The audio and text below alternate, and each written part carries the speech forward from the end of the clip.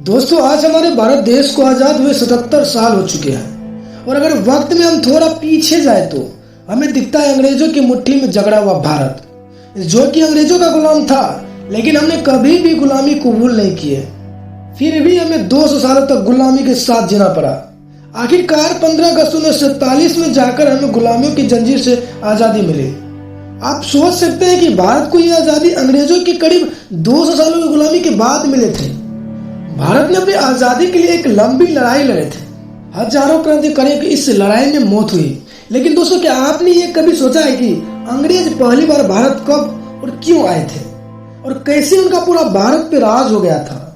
आज हमको अंग्रेजों की गुलामी के उस दौर के बारे में ही बताने वाले हैं, तो बने रहिए हमारे साथ वीडियो के अंत तक। दोस्तों, 16वीं सदी में भारत को सोने की चिड़िया कहा जाता था। इसके पीछे की वजह थी कि दुनिया के कुल उत्पादन का 1/4 माल सिर्फ भारत में तैयार होता था। दिल्ली में तब मुगल बादशाह जलालुद्दीन मोहम्मद अकबर की हुकूमत थी। अकबर की गिनती उस समय के दौलतमंद बादशाहों में होते थे। यहाँ तक कि चीन में भी उनसे अमीर कोई बादशाह नहीं था। वहीं उसी दौर में ब्रिटेन गृह युद्ध से जूझ रहा था। उस समय ब्रिटेन की पूरी अर्थव्यवस्था खेती बाड़ी पर निर्भर थे और दुनिया का कुल उत्पादन का महज 3% माल वहां तैयार होता था। ऐसे में महारानी एलिजाबेथ की नजर भारत की ओर टिक गई।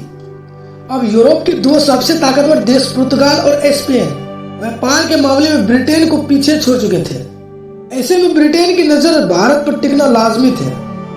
उस वक्त यूरोप और यूरोप के आसपास ज्यादातर इलाकों पर इन्हीं दो ताकतवर देशों का कब्जा था, जिसके चलते ब्रिटेन को अब ऐसी जगह की तलाश थी जहां पर अभी तक किसी यूरोपीय शक्तियों का कब्जा ना हो। ऐसे में उस समय ब्रिटेन के पास भारत एक अच्छा विकल्प था। दोस्तों, कहते हैं कि उसी दौर में रॉल्फ फिच नामक एक ब्रिटेन का घुमक्कर व्यापारिक था। ये हिंद महासागर, मेसोपोटामिया, पश्चिम गल्फ और दक्षिण पूर्व एशिया की व्यापारिक यात्राएं करता था। उसी दौरान उसे यात्रा करने के दौरान भारत की समृद्धि के बारे में पता चला। आपको बता दें कि रॉल्फ फिच की यात्रा इतने लंबे थे कि ब्रिटेन लौटने से पहले उन्हें मृत मानकर उनकी वसीयत को लोगों के आगे जाहिर कर दिया गया था। जब वो अपने देश पहुंचे तो सब कुछ खत्म हो चुका था और वो भारत के साथ व्यापार करने के लिए कंगाल हो चुका था। खैर, उनके वहां जाने के बाद वहां क्या हुआ ये तो बात की बात है, लेकिन उनके वहां जाने के बाद भारत की समृद्धि के बारे में ब्रिटेन को काफी अच्छा खासा ज्ञान हो गया, जिसके बाद ब्रिटेन के भारत पर कब्जा करने की रणनीति चालू हो गई। और आखिरकार 31 दिसंबर 1600 को ब्रिटिश ईस्ट इंडिया कंपनी को ईस्ट इंडीज के साथ व्यापार करने के लिए ब्रिटिश महारानी एलिजाबेथ से एक रॉयल चार्टर प्राप्त हुआ। इसके बाद भारत में ईस्ट इंडिया कंपनी की स्थापना किए गए। दोस्तों, अब आप सोचोगे कि भारत में तो सबसे पहले वास्को डी गामा आया था, तो ये रॉल्फ फिच ने क्या ऐसा नया कर दिया जो अंग्रेजों के इसके सफर से इतना बड़ा लाभ हुआ? तो दोस्तों, आपको बता दें कि भले ही ईस्ट इंडिया कंपनी से पहले पूर्वी एशिया समुद्री मार्ग से 20 मई 1498 को वास्को डी गामा का आगमन हुआ था। यहीं से भारत और यूरोप के बीच एक समुद्री मार्ग खोजा गया था।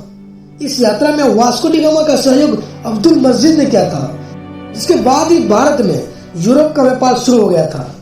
लेकिन इस दौर में व्यापार करना काफी चुनौती भरा था और समुद्री लुटेरों का खतरा तो था ही, साथ ही ऊपर से यात्रा करने में महीनों का समय लगता था। लेकिन रॉल्फ फिच के इस सफर ने इन सभी समस्याओं का निवारण किया, जिसका फायदा उठाकर ही ब्रिटेन भारत तक पहुंचने में सफल रहा, जहां उस दौर में भी ऐसे उत्पादन तैयार किए जाते थे जो कहीं पर नहीं किए जाते थे, जिस वजह से दुनिया भर के देशों का नजर भारत पर टिके हुए थे। अब आपको बता दें कि अंग्रेजों का आगमन सबसे पहले भारत के सूरत बंदरगाह 24 अगस्त 1608 को हुआ था। उस समय अंग्रेजों का उद्देश्य भारत में अधिक से अधिक व्यापार करके यहाँ से पैसा हड़पना था, जिसके तहत 1615 ईस्वी में जहांगीर के शासनकाल में सर थॉमस राव को अंग्रेज ने अपना राजदूत बनाकर जहांगीर के दरबार में भेजा था और सर थॉमस राव जहांगीर से व्यापारिक छूट पाने में सफल हो गया था। हालांकि कहा जाता है कि इसके लिए अंग्रेज से कई लुभावनी वादे भी किए गए थे। इसी के बाद ही ईस्ट इंडिया कंपनी ने धीरे धीरे पूरे भारत पे पैर फैलाना शुरू कर दिए थे और फिर अंग्रेज भारत से ही पूरे यूरोप में व्यापार करने लगे, जिसके बाद यूरोपीय देशों के मध्य भारत में मसालों के व्यापार पर एकाधिकार स्थापित करने की होड़ से लग गई। उस समय तक भारत के उत्पाद और समृद्धि को ब्रिटेन के व्यापारी भी अच्छे से समझ चुके थे और इसी के चलते दक्षिण व दक्षिण पूर्वी एशियाई राष्ट्रों के साथ व्यापार करने के लिए 16 ईस्वी में जॉन वर्ट्स और जॉर्ज वाइस द्वारा ब्रिटिश ज्वाइंट स्टॉक कंपनी की स्थापना किए गए। इसी को ईस्ट इंडिया कंपनी के नाम से जाना जाता है। शुरुआत में जॉइंट स्टॉक का शेयर धारक मुख्य रूप से ब्रिटिश व्यापारिक और समृद्ध वर्ग के लोग थे। ईस्ट इंडिया कंपनी के ब्रिटिश सरकार के साथ कोई सीधा संबंध नहीं था। हालांकि इनके बाद सूरत बंदरगाह पर सर थॉमस रॉस, जो कि जेम्स प्रथम के राज्य में राजदूत के अगुवाई के रूप में अंग्रेजों को सूरत में कारखाना स्थापित करवाने के लिए शाही फरमान के साथ इंडिया आए थे। इसके बाद ईस्ट इंडिया कंपनी को मद्रास में अपना दूसरा कारखाना स्थापित करने के लिए विजयनगर साम्राज्य से भी इसी प्रकार का शाही फरमान प्राप्त हुआ था। वहीं दूसरी तरफ उस दौर में भारत में कई और भी देशों की व्यापारिक कंपनियां मौजूद थी, लेकिन ब्रिटेन ने कूटनीति से इन कंपनियों को भारत से खदेड़ दिया और ईस्ट इंडिया कंपनी ने भारत के सभी तट जैसे कलकत्ता, बॉम्बे, मद्रास और अन्य जगहों पर ब्रिटिश संस्कृति को बढ़ावा देना शुरू कर दिया। उस दौर में अंग्रेज रेशम, नील, कपास, चाय और अफीम का व्यापार करते थे। इसके अलावा मसालों के लिए भारत पहले से ही दुनिया में पहचान बना चुका था। दरअसल करीब 150 सालों तक भारत में व्यापार करने के बाद अंग्रेज समझ चुके थे कि भारत के लोग सामाजिक और आर्थिक तौर के अलावा राजनीतिक तौर पर एक दूसरे से मतभेद रखता है। इसी का अंग्रेजों ने फायदा उठाने की कोशिश शुरू कर दी। 1750 के दशक ईस्ट इंडिया कंपनी ने भारतीय राजनीतिक में हस्तक्षेप करना शुरू कर दिया था।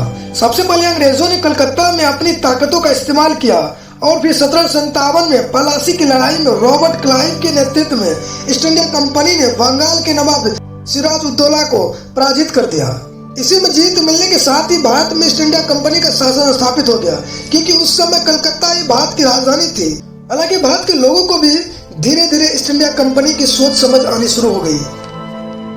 जब ईस्ट इंडिया कंपनी अपना अधिकार पाने लगे तो 1857 के पहले स्वतंत्रता आंदोलन या 1857 का विद्रोह देखने को मिला। इसी के ठीक एक साल बाद 1858 में भारत ईस्ट इंडिया कंपनी के शासन का अंत हो गया, क्योंकि इस विद्रोह को शांत करने के लिए ईस्ट इंडिया कंपनी ने कई बेगुनाह लोगों का नरसंहार किया था। इसके बाद महारानी एलिजाबेथ ने भारत से ईस्ट इंडिया कंपनी की विदाई कर दी और भारत में ब्रिटिश शासन का बागडोर सीधे तौर पर अपने हाथ में ले ली।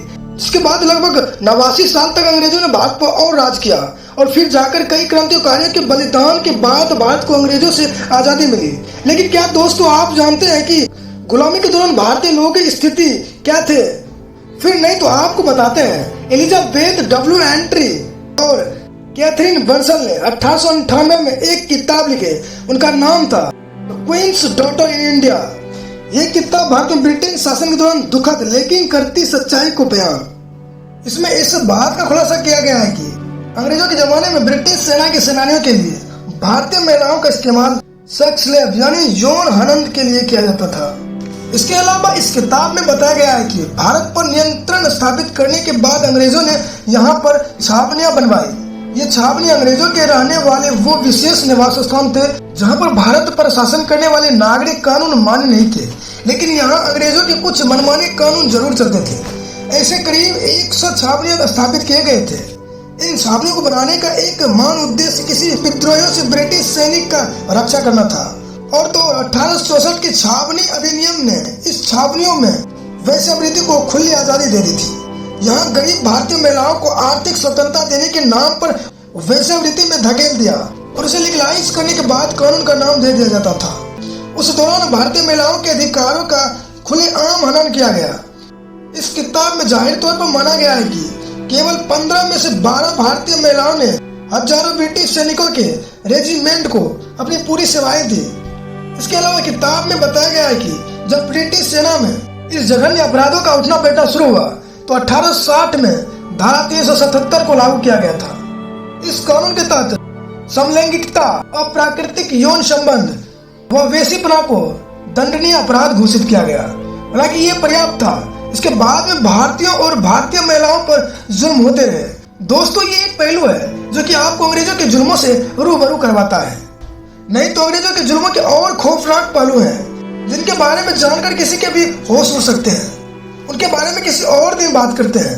वैसे दोस्तों आपको अंग्रेजों के इस रूप के बारे में जानकर कैसा लगा हमें कमेंट करके जरूर बताएं। वीडियो को लाइक शेयर जरूर करें। मिलते हैं अगले वीडियो में, तब तक के लिए जय हिंद जय भारत।